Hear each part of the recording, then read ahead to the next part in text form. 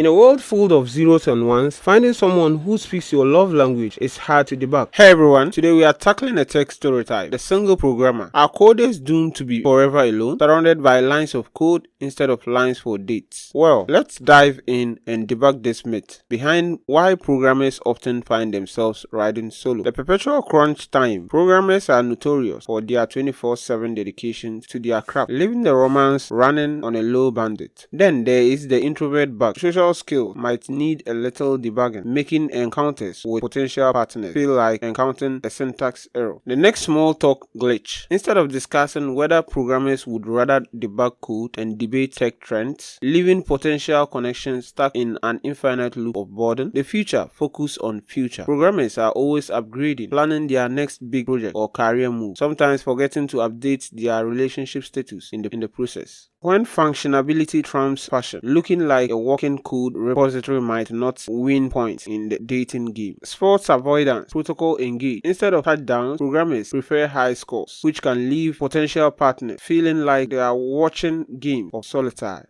Party circuit bypass activated. Clubs and bars might as well be error message to programmers who prefer debugging over dancing. But fear not, despite these tweaks and glitches, many programmers still hold on to the belief in true love, valuing meaningful connections over fleeting encounters. Embrace your inner nerd, because in a world full of zeros and ones, finding someone who speaks your binary is the ultimate compatibility test. So fellow coders, keep debugging, keep coding, and who knows, maybe you'll find that special someone who is the perfect match for your love algorithm. Thanks for watching. Bash.